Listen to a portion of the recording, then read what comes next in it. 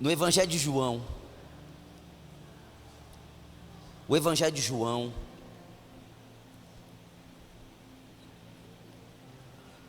o capítulo 7,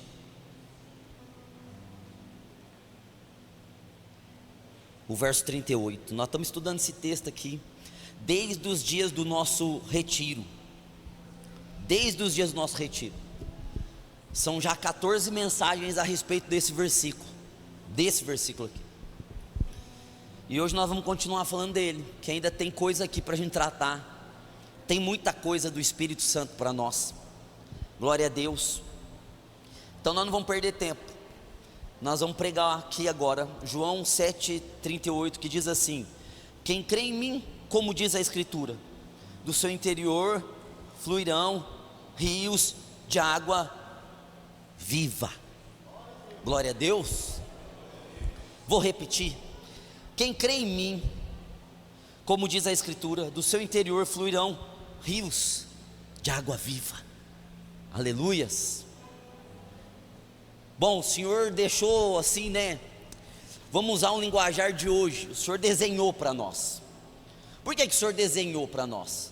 Porque o Senhor falou assim: ó, se você crê em mim, se você está unido a mim, se você acredita no que eu falo, se você acredita no que eu fiz, se você é essa pessoa que creu em mim, num nível de concordância, num nível de se ajustar ao que eu falo, num nível de ser um comigo, se você é essa pessoa, se você crê em mim, como diz a Escritura, como diz o Antigo Testamento, Salmo 46, 4, rios de água viva fluirão do seu interior.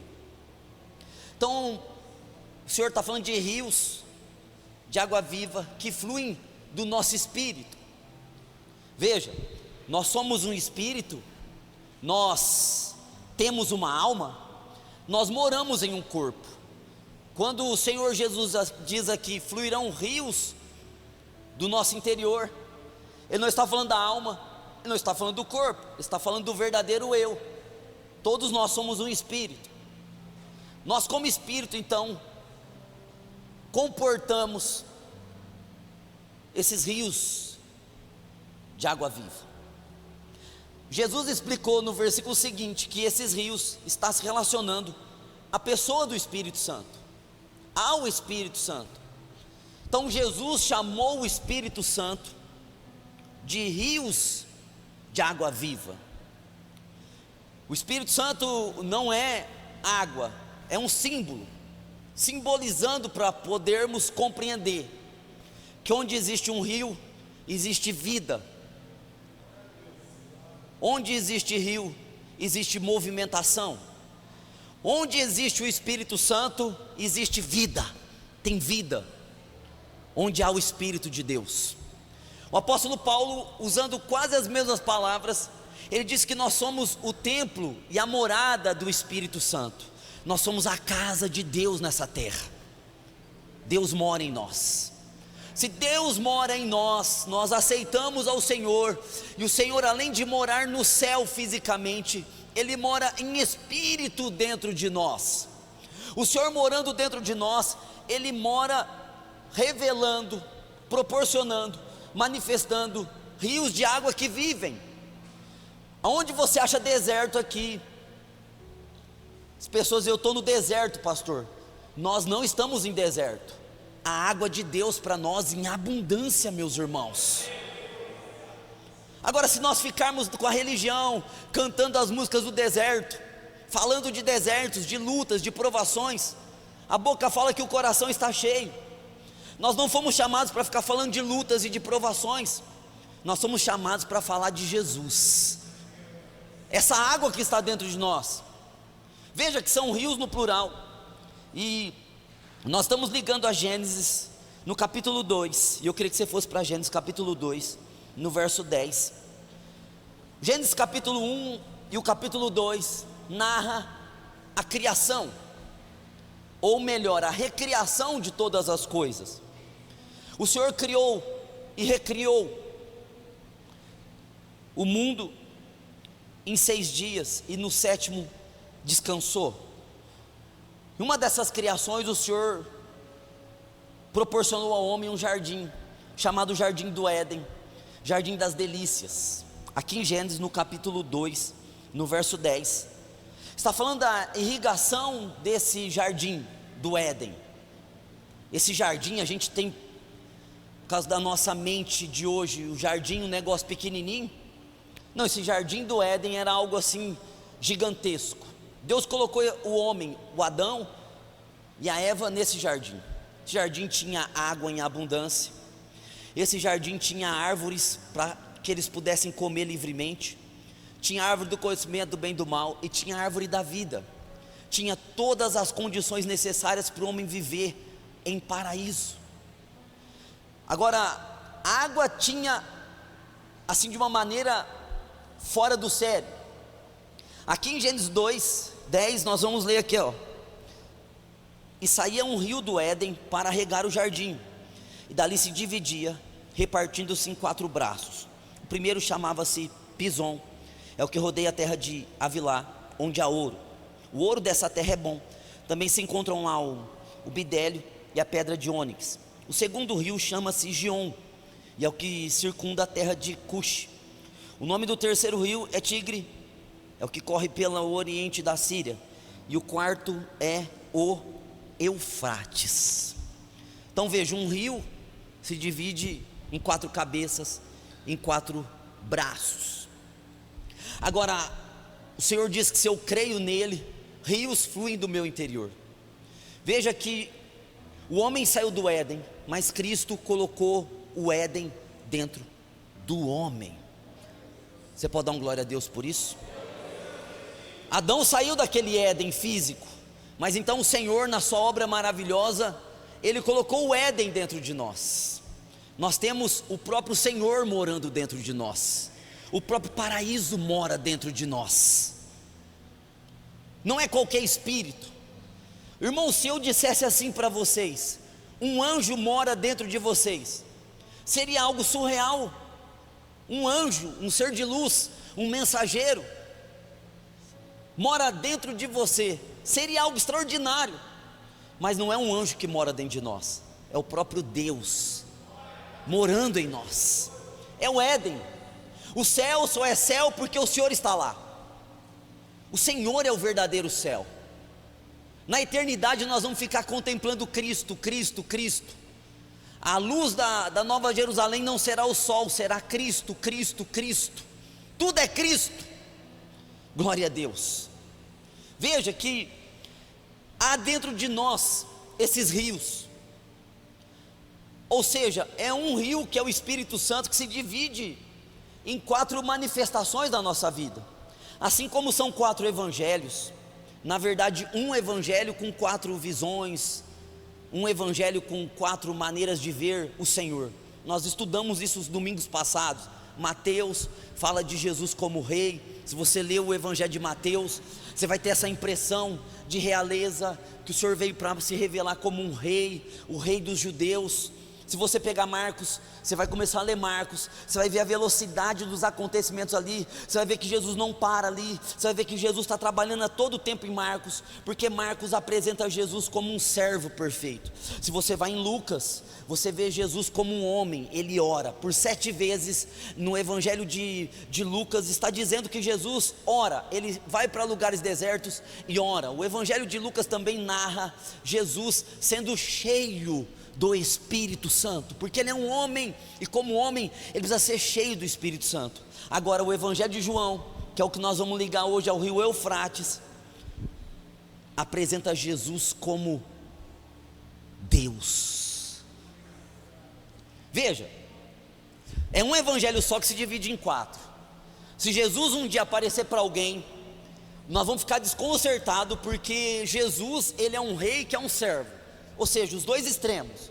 Um rei tem presença, tem realeza, tem poderio, e um servo tem humildade, não tem presença. Jesus é os 2 em um.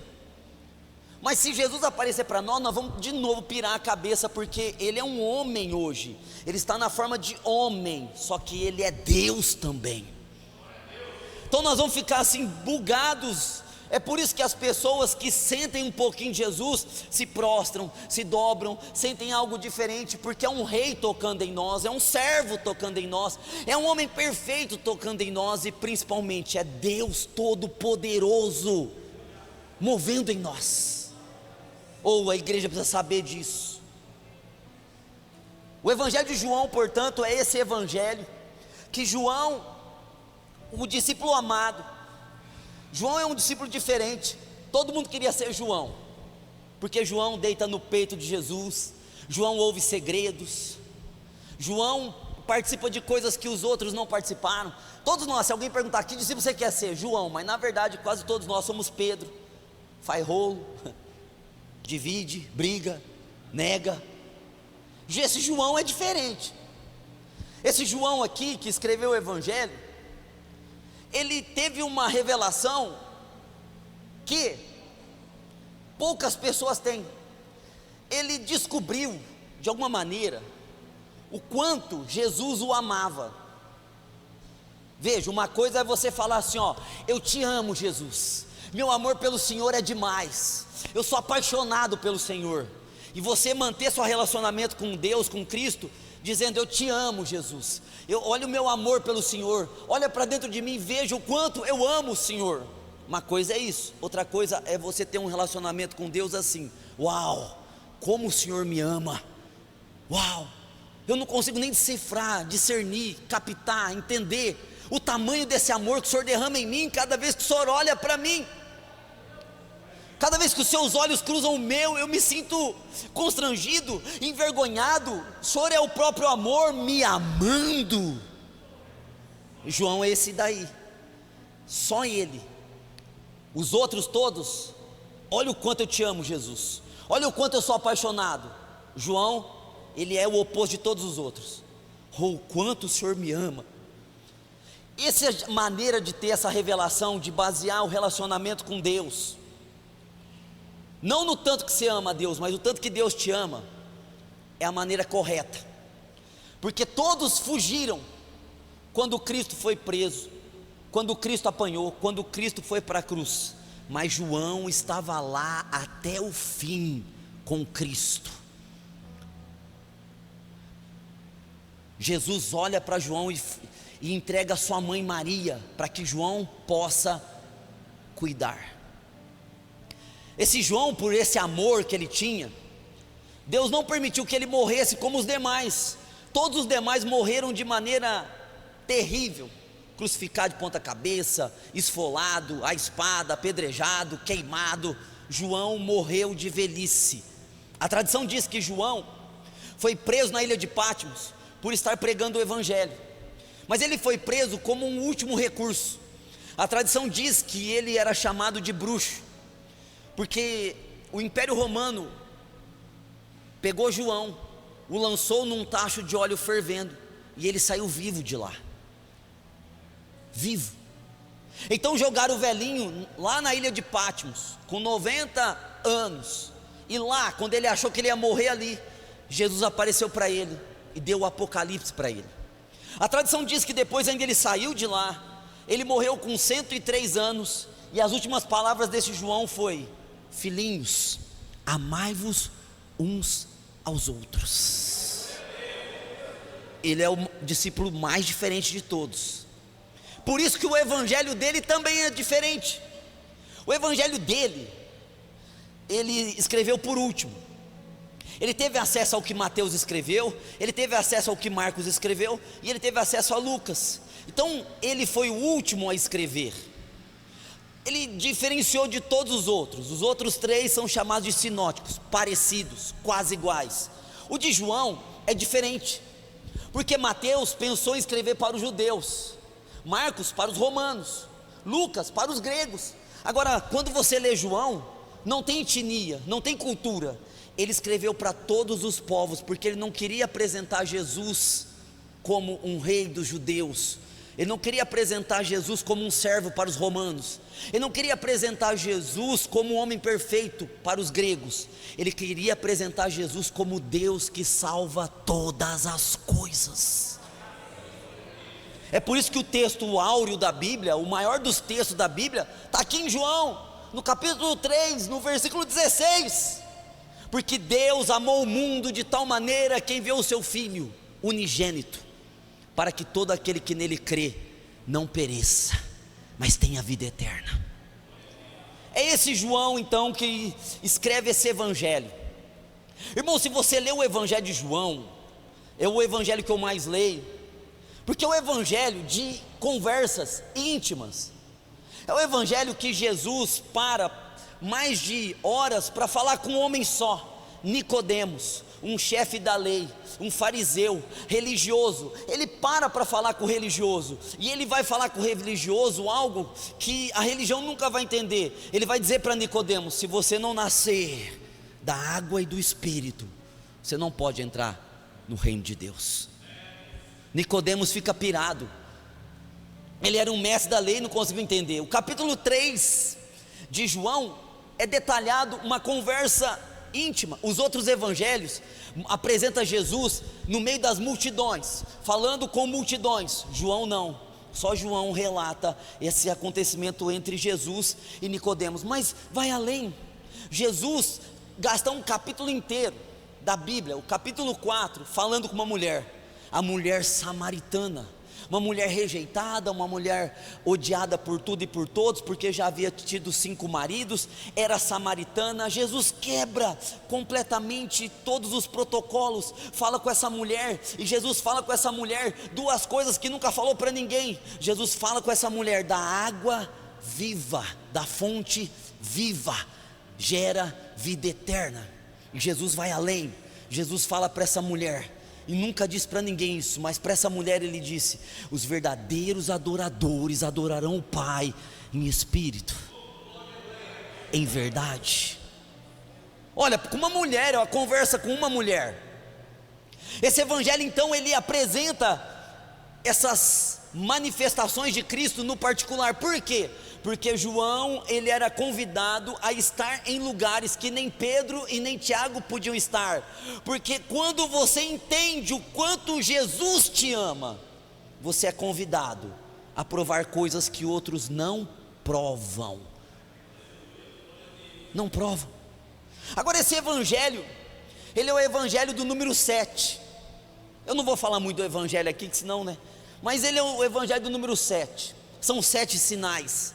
João deixou para nós 7 sinais nesse evangelho.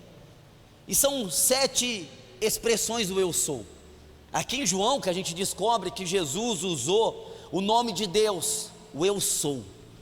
Por exemplo, Jesus disse: eu sou o caminho, a verdade e a vida.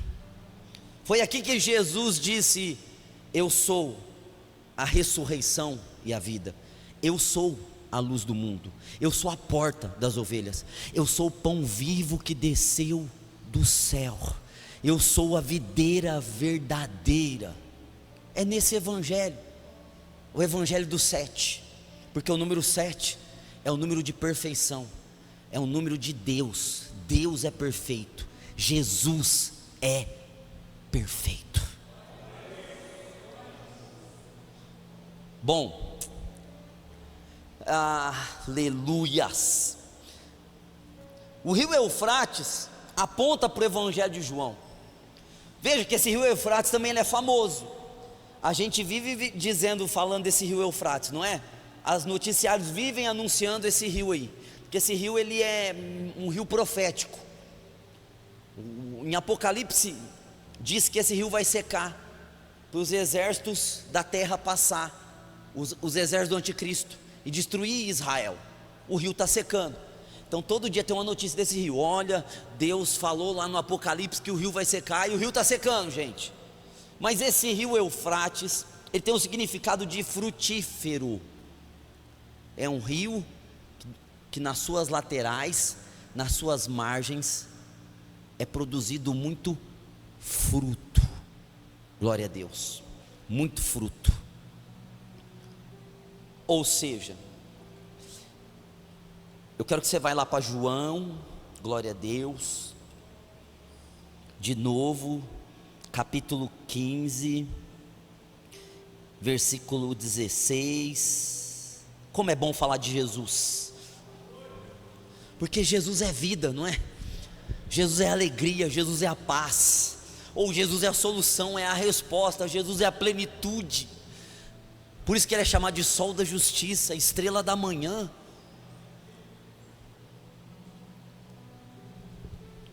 Esse rio Eufrates, olha só como é profético, ele tem duas nascentes. E o número 2 na Bíblia, se nós estamos falando do número 7, que é o número da perfeição, o número 2 na Bíblia, na maneira de enxergar da Bíblia, o número 2 fala de testemunho, de ser testemunha de Deus, de ser testemunha do Evangelho. E João, o Evangelho, é a testemunha não só para os judeus, não só para os romanos, não só para os gregos. João é a testemunha para todos os povos. Para todos os povos. Quando alguém se converte, o que nós falamos? Pastor, eu estou pegando firme na igreja, o que o senhor me diz para começar a ler? O que nós falamos? Leia o Evangelho de João. Por quê? Por causa que o viés dele é explicar para nós quem é Jesus e a salvação em Jesus. Agora o Evangelho de João, ele vai muito além disso tudo. Nós vamos ler aqui no 15:16, e eu glorifico a Deus por esse texto, e eu queria que você glorificasse a Deus por esse texto também. Eu era um jovenzinho, magrelinho, de 51 quilos, com 1,81 m, doente, enfermo, feio. Agora eu estou lindo, mas eu era feio, desprezado, tímido, não sabia ler, não sabia escrever. Eu fui para Cristo, eu tive um encontro com Cristo, e foi um encontro assim de maneira extraordinária. E eu não sabia o propósito da minha vida, eu não sabia o que Deus tinha para mim, porque eu não era bom em nada, porque eu não tinha nada de especial. Com a maioria dos seres humanos, eles não são especiais. Mas quando um dia, em um livrinho desses de tópicos, você veio para Cristo, agora você se arrepende, nasce de novo, batiza nas águas, busca o batismo com o Espírito Santo, esses livrinhos de tópico. Eu estava lendo um livrinho desse de tópico, e um dos tópicos era esse versículo aqui. E esse versículo, quando eu li esse versículo, logo eu percebi que Deus tinha me chamado para pregar o Evangelho. Eu não tinha outra missão na minha vida, a não ser um pregador do Evangelho. Mas olha só, alguém que nunca tinha lido um livro, alguém que nunca tinha falado ao público, alguém que era tímido, mas Deus tinha dito que a minha vocação é Jesus. E olha só o que diz esse texto, que é um texto de vocação, que é um texto de frutificação, que é um Eufrates para nós. Que todos nós que estamos aqui, irmãos, nós não fomos chamados para mostrar nossas roupas bonitas, nossos carros elegantes lá fora, nós não fomos chamados para nos aparecer aqui dentro, nós fomos chamados para dar frutos. Todos nós que estamos aqui, quer estejamos frutificando ou não, nosso chamamento, nossa vocação e o nosso propósito de vida é dar frutos. Oh, glória a Deus por isso. Quando eu vejo jovens aqui na igreja, como é bom, os jovens estão aqui, porque jovens têm uma vida pela frente, e eles podem gastar essa vida como todos os outros estão gastando, mas podem ser usados pelo Senhor também, podem frutificar, aleluias. Quando nós vemos pessoas experientes na igreja, essas pessoas experientes, elas podem se fechar e achar que elas sabem tudo, ou elas podem se abrir para o Senhor e serem usadas na obra do Senhor. Esse é o nosso propósito. Quando nós chegarmos ao céu, não vai ser a pergunta assim: quantas casas você construiu? Quantos carros você conseguiu trocar? Não, eu tenho certeza que a pergunta vai ser: você cumpriu a tua vocação de vida? Essa vai ser a pergunta. É essa a pergunta. Não é o tanto de dinheiro que nós temos, nem o que nós estamos fazendo para nós mesmos, porque nós seríamos muito mesquinhos e egoístas se nós vivêssemos apenas para nós mesmos e para nossa família. Tem algo a mais para nós, irmãos. Tem algo a mais para você que veio aqui essa noite. Então o Senhor, Ele deseja que possamos ser esse Eufrates, esse rio que frutifica. E para isso, Ele veio habitar em nós, como Deus Todo-Poderoso. Aleluia. Glória a Deus, você é o templo do Espírito Santo. Se o Senhor chegasse em mim um dia e dissesse assim: olha, você não fez a minha vontade, e eu dissesse assim ao Senhor: ó Senhor, eu não fiz tua vontade porque o Senhor não me capacitou. Seria injusto. Eu poderia dizer para Deus assim: ó Senhor, como que o Senhor me pediu uma coisa se o Senhor não me deu condições primeiro? O Senhor quer me lascar, né? O Senhor me pede para fazer uma coisa que eu não tenho condição? Não. Deus só pede para nós aquilo que Ele deu antecipadamente para nós. Ele só pede para você algo que Ele já te deu antes. Então tudo aquilo que você for fazer, você já é capaz de fazer. Tudo aquilo que a tua fé vê, você é capaz de fazer isso, porque o Senhor já te deu águas que frutificam para você frutificar. Olha só o que diz: não foste vós que escolhestes a mim. Glória a Deus, irmãos. Vocês gostou desse texto aqui? Vou repetir. Não fostes vós que escolhestes a mim. Eu sempre pensava que é a gente que aceita Jesus, né? A gente não faz isso aí. Quem que aceita Jesus? Não é assim. Não é a gente que aceita Jesus, é Jesus que aceita a gente. Na ignorância a gente pode chegar assim um dia e falar: ó, eu decidi servir a Deus. Não foi você que decidiu, foi Ele que te chamou. Ninguém tem força de sair do mundo. Ninguém tem força de falar assim: ó, de hoje em diante eu não vou mais estar nesse mundão não, eu vou ir para a igreja, eu vou me converter. Ninguém tem essa força. Senão a igreja teria milhões de pessoas, todas as igrejas. Porque no fundo, as pessoas que estão na imoralidade, as pessoas que estão fazendo mal, as pessoas que estão vivendo para si mesmas, elas têm um vazio gigantesco, e elas sabem que elas estão erradas, e elas sabem que elas não têm um encontro com Deus, mas elas não fazem, não têm essa força. Aleluia, irmão. Deus escolheu você. Glória a Deus. Não fostes vós que escolhestes a mim. Você vê, nós 14 anos para 15 na escola, eu repeti um ano, não porque eu era burro, mas porque uma transição de mudança de cidade deu errado. Aí eu fiz a quinta série, eu já devia estar na sexta, eu fiz a quinta. Mas aí eu conheci os irmãos que me levou para Jesus. E o que eles pregaram para mim, eles pregaram para um monte de outras pessoas. Por algum motivo, irmão, eu falei assim: eu quero isso aí. Tipo, eu me lembro uma vez, né, o irmão Guilherme aqui, ele sentava na primeira, eu sentava na segunda.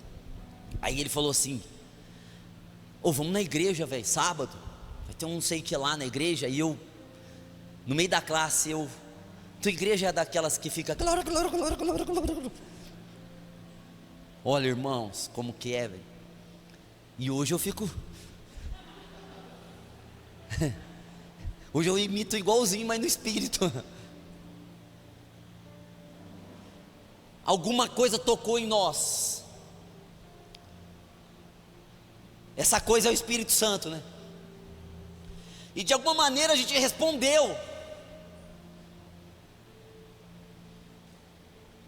Nós demos uma resposta para Deus,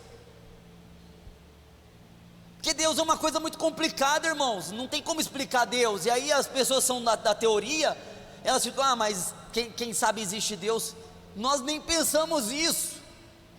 Nós sabemos porque sabemos que Ele existe. Nós sabemos porque sabemos que Ele morreu na cruz por nós. Nós sabemos porque sabemos que Ele ressuscitou ao terceiro dia.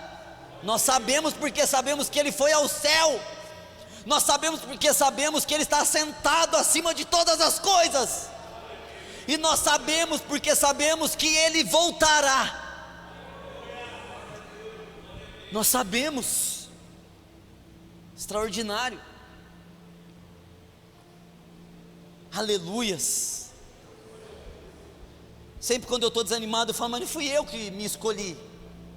Eu não estou aqui fazendo o que eu quero, porque na verdade, se for olhar mesmo criticamente, eu não quero fazer muitas coisas que eu faço.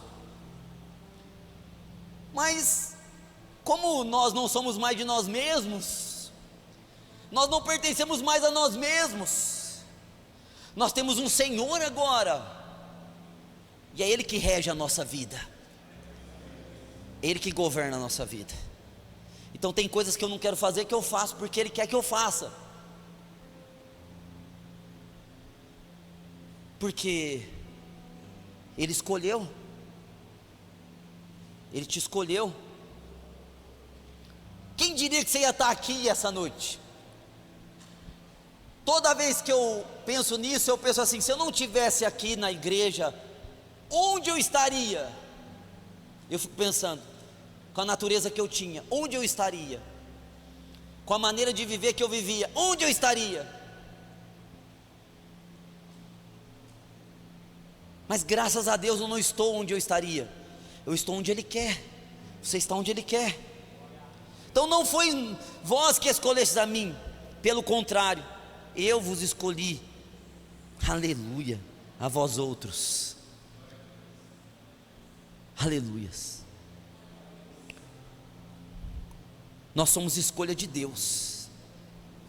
Eu quero dizer para você que se tirasse para o ímpar, entre Deus e o diabo, quando a gente jogava bola, par, ímpar, e o diabo ganhasse de Deus no par ou ímpar, ele não ia escolher você, porque Deus, Ele escolhe os que não são, para confundir os que são. Eu estou acabando com você está dando glória a Deus, né? Deus escolhe as coisas vis e desprezíveis para confundir as sábias. Dá glória a Deus agora. Deus nunca escolhe o que todo mundo escolheria. Não, esse aqui sabe falar bem. Quando eu me converti, eu ficava assim, nossa, se um dia o Silvio Santos se convertesse e ele pregasse o evangelho, haha, meus amigos. Samuel que sabe imitar o Silvio Santos, né? Graça e paz, queridos. Eu pensava assim, nossa, se o Zezé de Camargo e Luciano se convertesse e cantasse. Deus não está nem aí com esses dons.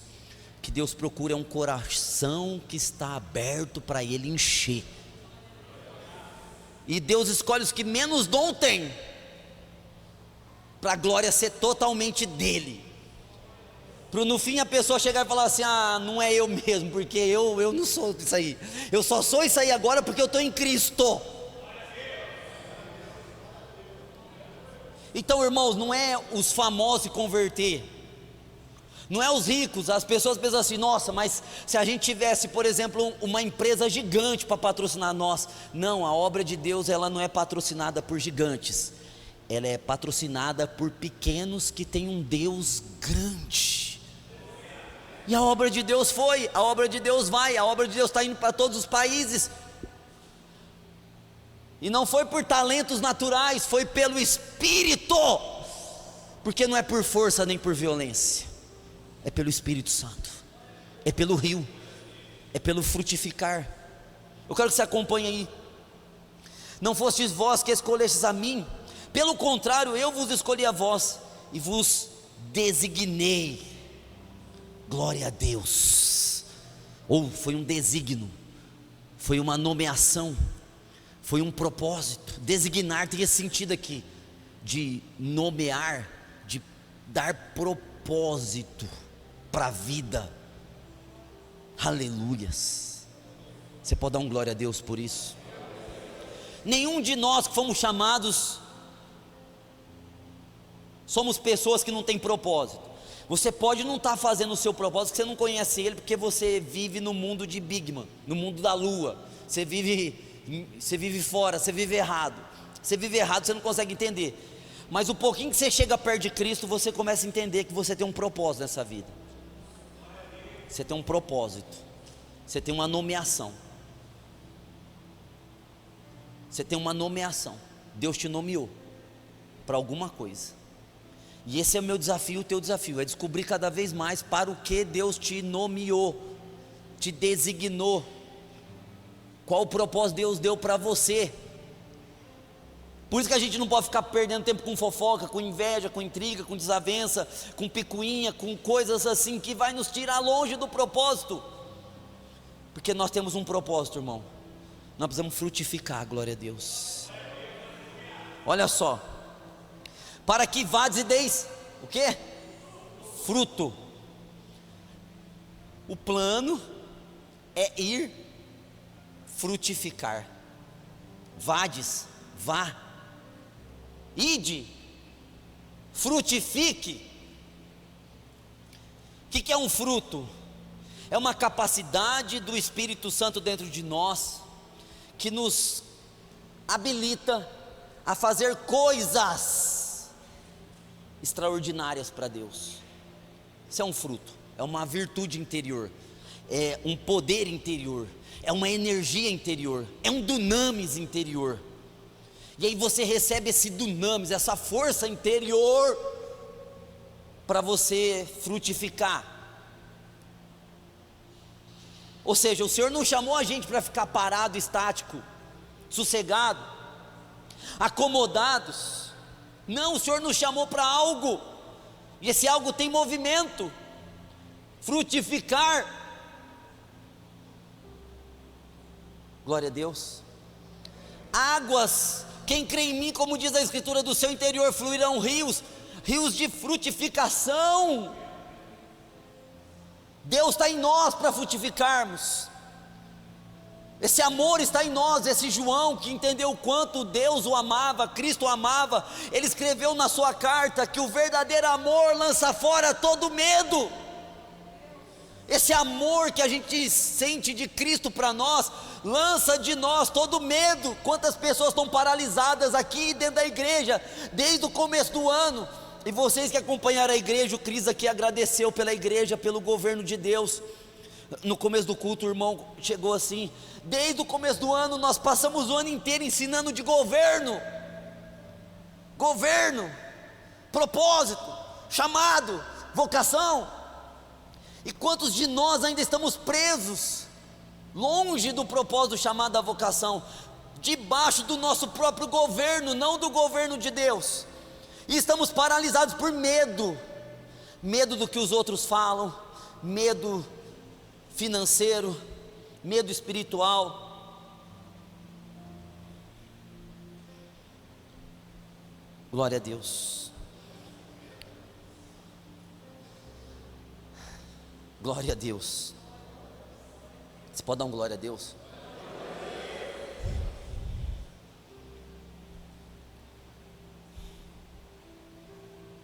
Para que vades e deis fruto. E o vosso fruto, o que está escrito aí na sua Bíblia? E o vosso fruto, fique firme, o vosso fruto permaneça. Glória a Deus. Frutos que permanecem, frutos que não terminam. Aleluias. Glória a Deus. Olha só, a gente está paralisada pelo medo, e gente que está perdendo o que tem, e gente que não estabelece, não cria raiz. Começou o ano financeiramente mais ou menos, está pior do que começou o ano. Não estabeleceu, não começa uma coisa, não termina, nunca termina, não permanece. Não, pastor, eu vou pegar firme, nunca pega firme. Não, eu vou fazer isso, nunca faz. Ou Deus nos chamou para permanecer. Glória a Deus. Frutos que permanecem. Glória a Deus. Olha para o teu irmão, fala para ele: frutos que permanecem, irmão.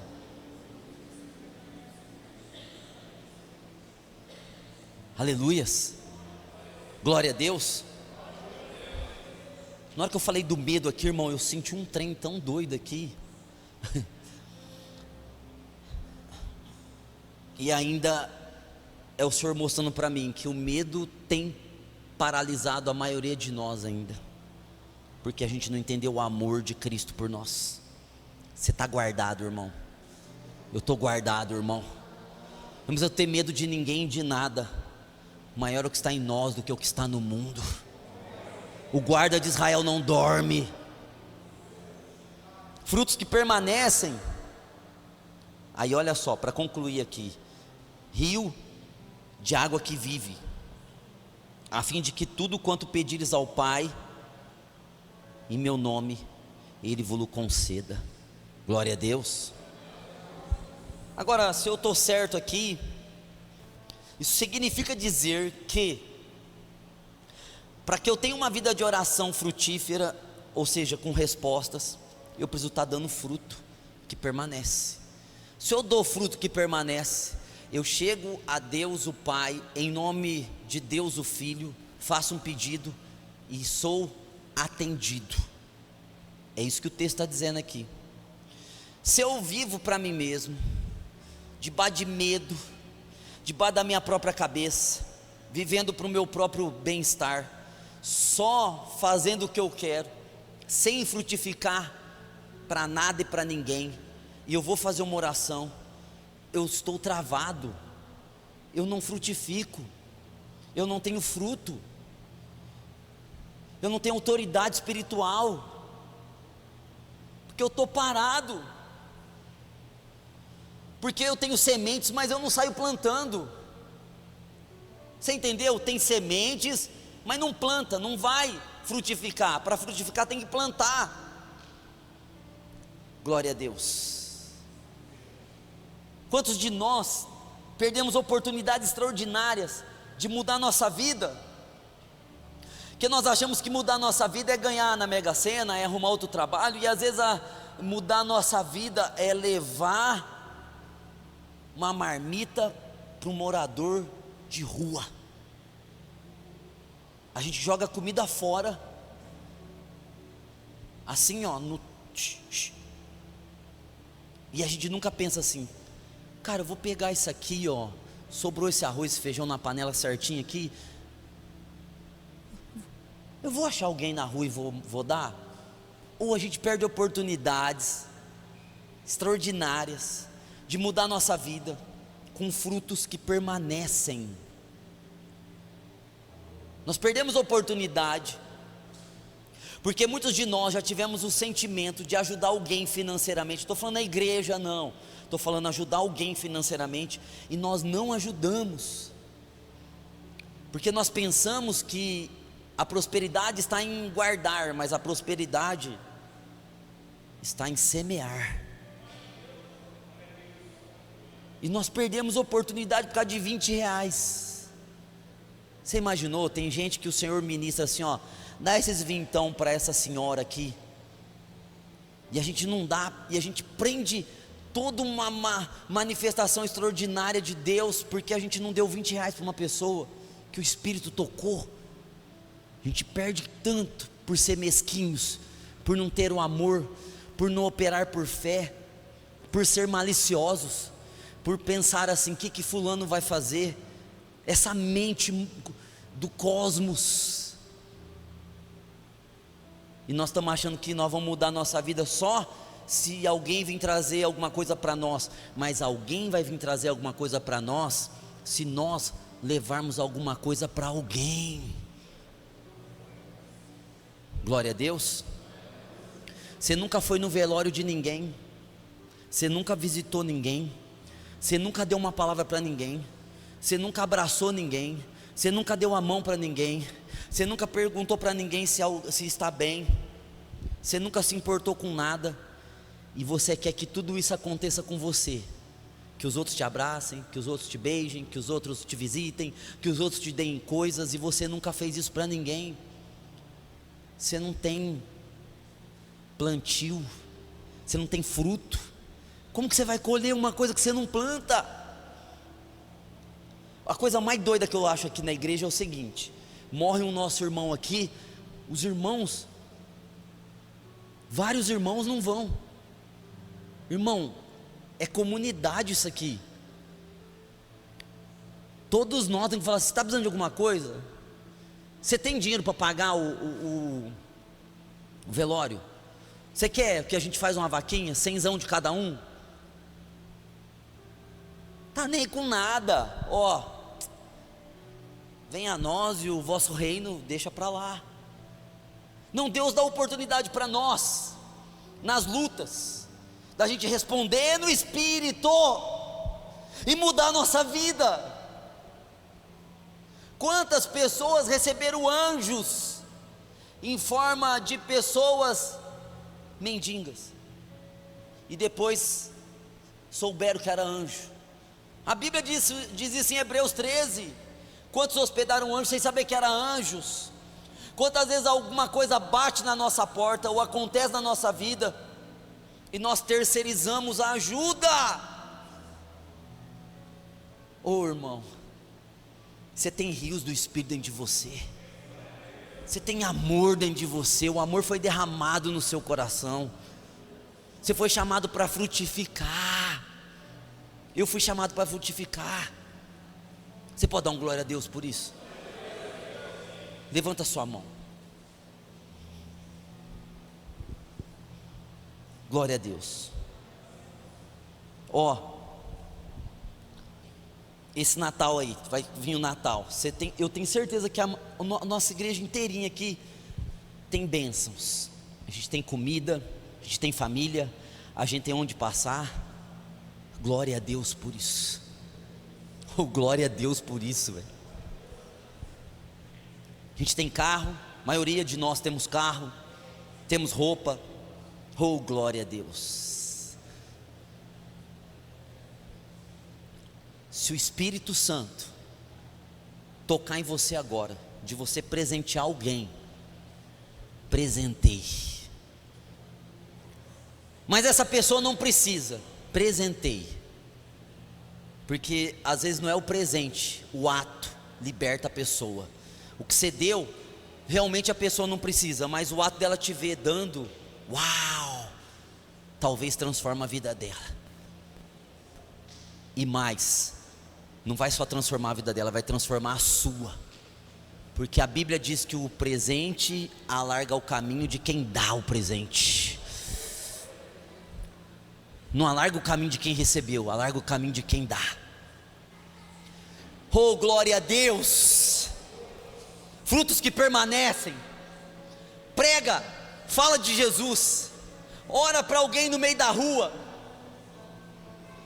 no ponto de circular. Ora, dá uma palavra para alguém. Você vai mudar a vida desse alguém. Esse alguém vai falar: uau, obrigado, estava precisando disso. Mas você está mudando a sua vida com isso. Aleluias. Oh, glória a Deus. Oh, glória a Deus. Ah, Espírito Santo, nós somos esse Eufrates. Coloca a mão no teu coração.